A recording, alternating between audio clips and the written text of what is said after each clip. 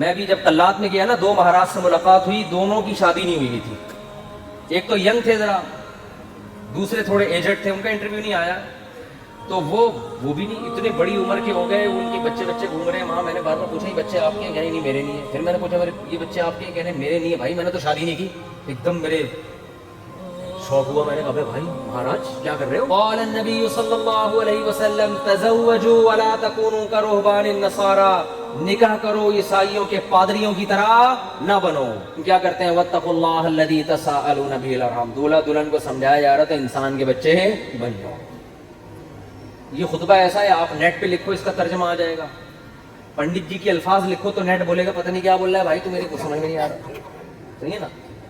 وہ پنڈت جی سے ہی پوچھنے پڑیں گے. میں تو گیا تھا پنڈت جی سے پوچھنے کے لیے بھائی کچھ بتاؤ، لیکن میں نے کہا وہ پھر ناراض نہ ہو جائیں. پنڈت مہاراج تھے وہ، پنڈت جی تھے بھی نہیں.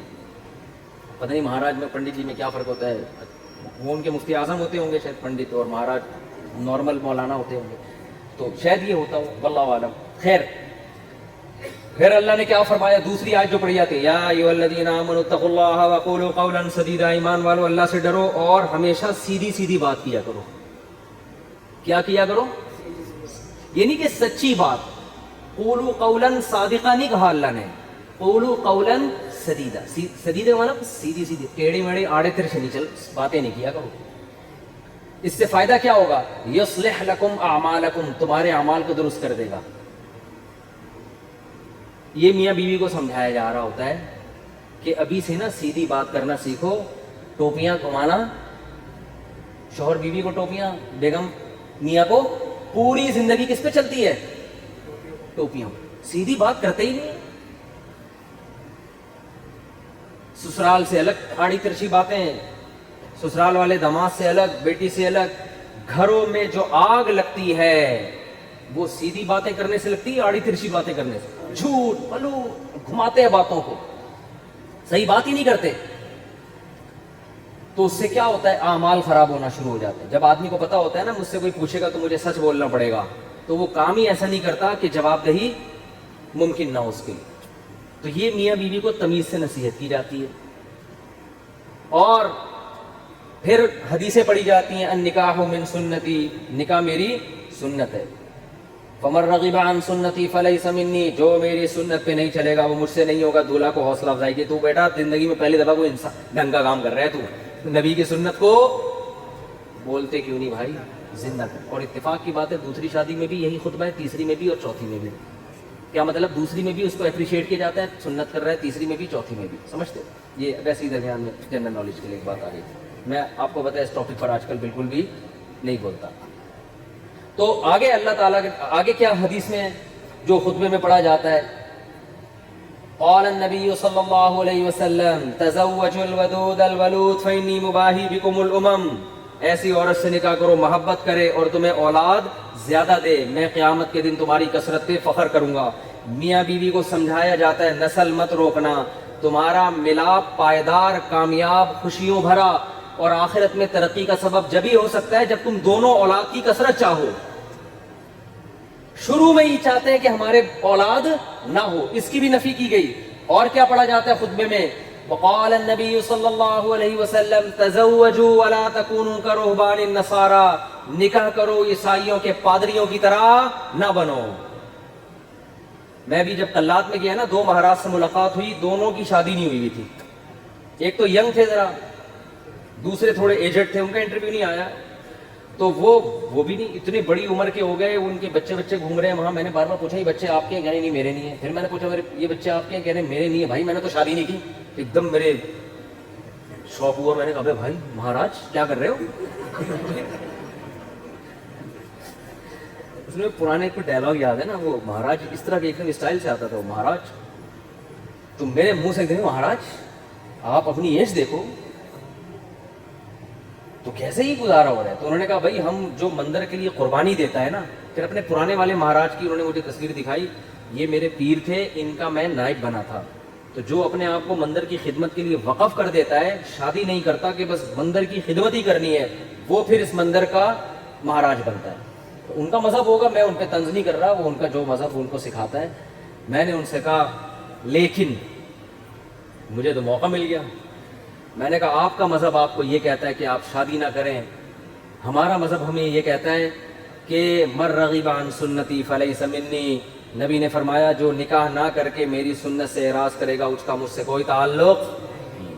اور حبب الی النساء والطیب، نبی نے فرمایا دنیا میں دو چیزیں محبوب ہیں، ایک نکاح کی کثرت اور ایک خوشبو۔ تو ہمارے نبی تو بالکل اس کے اپوزٹ چلے ہیں، بالکل اس کے برعکس۔ تو یہ نہیں کہ نکاح کر رہے ہیں، کثرت نکاح کی ترغیب ہے۔ میں نے کہا ہم تو رہبانیت کے بالکل اگینسٹ چلتے ہیں۔ تو مجھے اس وقت وہ حدیث سمجھ میں آئی کہ آپ عیسائی بھی یہ کرتے تھے، پادری، نکاح نہیں کرنا۔ تو ہمارے نبی نے فرمایا تم نے ان کو فالو نہیں کرنا، نہ ہم تو کثرت سے۔ تو مجھے لگ رہا تھا وہاں بیٹھ کر کہ یہ جو مہاراج ہیں وہ مہاراج کے چہرے پر نا افسردگی کے آثار تھے۔ یہ پہلے والے جو مہاراج جن کا انٹرویو آیا یہ تو پھر بھی ینگ تھے، تھوڑے سے اچھے صحیح۔ دوسرے والے مہاراج افسردہ،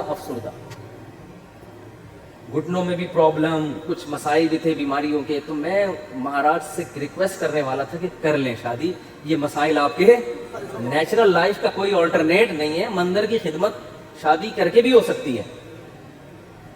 اب شادی کی ہوتی یہ بچے آپ کے ہوتے ہیں، یعنی اسی جیسے ان کو لگا دیتے مندر کی خدمت پہ۔ اگر آپ کا یہ نظریہ ہے، میں ترغیب نہیں دے رہا ہوں ان کو، کیا خیال ہے؟ جیسے ہمارے بیٹے ہیں تو میری خواہش ہے کہ یار وہ بیٹے عالم بنے، اللہ خواہش کو پورا کرے۔ مہاراج میں جو باتیں آپ سے کر رہا ہوں آپ تنہائی میں بیٹھ کے ان باتوں پہ غور کریں۔ اب اللہ کرے اب تک کر رہے ہو غور، چکر میں تو ڈال دیا ہم نے، مہاراج کو ہم نے چکر میں ڈال دیا۔ مہاراج اب بیٹھ رہا ہوگا یار مسئلہ کیا ہے، بات تو صحیح کی بندے نے، زندگی بھی برباد کر دی۔ پھر میں نے مہاراج سے بھی کہا، میں نے کہا یہ بھی دیکھ لینا کہ آخرت میں اس شادی نہ کرنے کا کوئی ثواب بھی ملے گا، ایسا نہ ہو کہ نہ یہاں کے رہے نہ وہاں کے۔ قرآن کہتا ہے الذین ضل سعیہم فی الحیاۃ الدنیا وہم یحسبون انہم یحسنون صنعا۔ قرآن کے الفاظ ہیں بھائی، ہندو یہ نہ سمجھیں کہ میں تو اسلام کی بات کروں گا نا، آپ کا مذہب اگر یہ کہتا ہے تو ٹھیک ہے بھائی آپ اس کو فالو کریں، آپ کو نہیں سمجھ میں آ رہا تو ہم کیا کہہ سکتے ہیں، لیکن ہمارا جو مذہب ہے وہ ہمیں کیا کہہ رہا ہے؟ وہ یہ کہہ رہا ہے کہ الذین ضل سعیہم فی الحیاۃ الدنیا، کچھ لوگ دنیا میں ایسے ہیں کہ جن کی کوششیں برباد ہو جائیں گی دنیا میں، حالانکہ وہ یہ سمجھ رہے ہیں کہ وہ بہت اچھا کام کر رہے ہیں۔ دیکھو ایک آدمی غلط کام کر رہا ہوتا ہے، غلط کو غلط سمجھ کے، اس کو پتا ہے بھائی چرس پینے کا آخرت میں کوئی ثواب ملے گا، اور چرسی کو امید بھی نہیں ہوتی، وہ کہہ رہا ہے یار مجھے پتا ہے آخرت میں بربادی ہے لیکن اب مزے اڑا لوں تھوڑی دیر کے۔ ہیروئنچی کو پتا ہے آخرت میں بربادی ہے مگر مزے اڑا لو، زانی کو پتا ہے آخرت میں بربادی ہے مگر مزے اڑا لو۔ لیکن کچھ لوگ ایسے ہوتے ہیں جو بڑی محنت کر رہے ہوتے ہیں، اپنی حلال خواہشات کو بھی قربان کر رہے ہوتے ہیں، اور وہ سمجھ رہے ہوتے ہیں آخرت میں مل جائے گا بدلہ۔ اللہ کہتے ہیں نہ دنیا میں ملے گا اور نہ آخرت، کیونکہ پیپر جو اللہ نے بنایا ہے نا اس کو فوکس کرنا ہے آپ نے۔ پیپر فزکس کا ہے اور آپ ریاضی کے مشکل ترین سوالات لے کے بیٹھ گئے، اور جو فزکس کا آسان سوال تھا اس کا آپ اس کو حل نہیں کر رہے۔ کیمسٹری کا آسان سوال تھا پانی کا فارمولا کیا ہے، ہائیڈروجن ڈائی آکسائڈ ہے نا، یہ بہت آسان تھا، آپ کہہ رہے تو بہت آسان ہے یار یہ نہیں حل کرتا مجھے اصل میں ایک فزکس کا ایک بڑی پیچیدہ ایکویشن ہے اس کو میں حل کر سکتا ہوں، اس کو بیٹھ کے آپ نے حل کرنا شروع کر دیا۔ عقل مند کہے گا بھائی تیرے سے جو پوچھا گیا ہے اس کو تو فوکس کر، جو سوال پوچھا نہیں جا رہا اس کا جواب کیوں دے رہا ہے؟ اب آپ جواب میں کہیں یار دیکھو میری اتنی محنت کر کے میں نے فزکس کی اس ایکویشن کو حل کیا ہے، میں یہ سوچ بھی نہیں سکتا کہ ممتحن اور ایگزامینر میری اس محنت کو ضائع کر دے، یقیناً 100 نمبر دے گا۔ اس سے کیا ہے 100 نمبر تجھے ہائیڈروجن ڈائی آکسائڈ لکھ دیتا مل جاتا ہے، آپ کے اتنے آسان سوال کے 100 نمبر نہیں ہو سکتے۔ یہ دلیل صحیح ہوگی؟ نہیں یاری بات میرا خیال ہے، او بھائی یہ دلیل بالکل غلط ہوگی کہ یہ نہیں دیکھا جاتا کہ سوال مشکل ہے یا آسان۔ ہم نے دیکھا نا یوٹیوب پہ ایک ہندو کرالنگ کرتا ہوا پتہ نہیں دلی سے یو پی جا رہا ہے یا کہاں جا رہا ہے، لیٹ کے کہہ رہا ہے بھائی یہ پتہ نہیں کون سے بھگوان ہے جس کی روح خوش ہو جائے گی اس سے۔ تو آپ محنت بہت کر رہے ہیں، اس کا رزلٹ کیا ہے؟ زیرو۔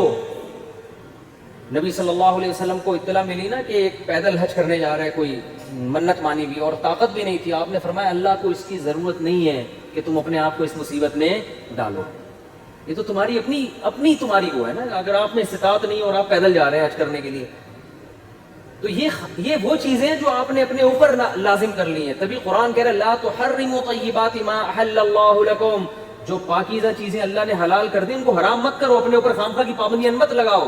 ان پابندیوں سے تم تو ڈپریشن میں جا سکتے ہو, صحت برباد کر سکتے ہو. یہ ہم سے امیدیں مت لگانا کہ آخر میں تمہیں آخرت میں اس کا اجر ملے گا. 0 نمبر ہوں گے تمہارے, بلکہ الٹا گناہ ہوگا. تو میں ان سے کہہ رہا تھا بھائی تم شادی کر لیتے, بیوی بچے ہوتے, تمہاری ڈیزائرز پوری ہوتی, صحت اچھی ہوتی, تمہیں اولاد ملتی, اولاد کے تو دیکھ کے انسان کی باتیں کھل جاتی ہیں.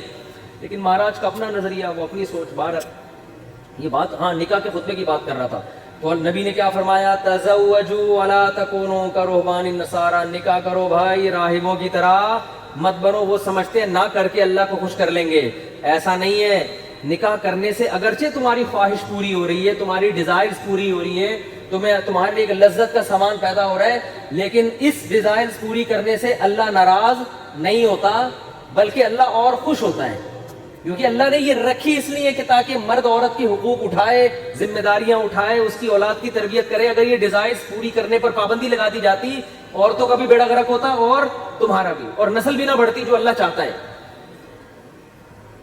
تو اب اصل جو میں ٹاپک کی طرف آتا ہوں, کتنا اچھا خطبہ ہے نا, یہ دولہا دلہن کو سمجھایا جا رہا ہے. وہ تو الگ بات ہے, دولہا دلہن خطبہ سنا اور پتلی گلی سے نکل گئے, پوچھتے ہی نہیں کہ مفتی صاحب کچھ ترجمہ کرا دو, کیا کہا تھا نصیحتیں. وہ تو ان کا اپنا ہیڈک ہے نا, یہ اللہ کا قصور نہیں ہے, پوچھتے ہی نہیں, بس آ جاتے ہیں نادرا سے رجسٹرڈ ہو گیا. نادرا سے مفتی صاحب آپ نے کہا تھا ایک ہفتے کے اندر سرٹیفکیٹ مل جائے گا, وہ ولید سے رابطہ نہیں ہو رہا ہے, 1.5 ہفتہ ہو گیا ابھی تک. اس کی فکر ہوتی ہے بیوی میرے نام ہو جائے. میں ان سے کہتا ہوں دیکھو بیوی تمہاری ہو گئی ہے, نمبر پلیٹ ایشو ہو جائے گی تھوڑے دن. وہ ان کو فکر ہوتی ہے نا, ڈاکومنٹس نہیں بنے. میں نے کہا بھائی ابھی تمہارے نام رجسٹرڈ بھی ہو جائے گی, فی الحال بیوی کے ماتھے پہ لگاؤ اپلائڈ فار رجسٹر. یعنی یہ بک ہو چکی ہے, اب اس سے کوئی اور شادی کی کوشش نہ کرے, یہ لکھ دو اس کو. اگر بہت زیادہ آپ کو خطرہ ہے نا, بھاگ نہ جائے, کہیں نہیں بھاگے گی انشاءاللہ. اور اگر سلوک اچھا نہیں ہے تو رجسٹر ہونے کے بعد بھی بھاگ جائے گی, ہوتا ہے ایسا. تو وہ نادرا کے کاغذ لے کے گھومتے رہو گے. جیسے میں اب تک وہ ٹھپے لے کے, سبزی والا جو پیسے لے کے بھاگا ہے نا, اس کے انگوٹھے لے کے 6 سال تک گھومتا رہا میں. انگوٹھا بھی رکھا ہوا, میں نے پھاڑ کے پھینک دیا. میں نے کہا یار انگوٹھے پہ تو کیس ہو نہیں سکتا, دل تو چاہ رہا تو اس انگوٹھے کو پکڑ کے لگاؤں میں کھینچ کھینچ کے. تو یہ کاغذات دھرے کے دھرے رہ جاتے ہیں.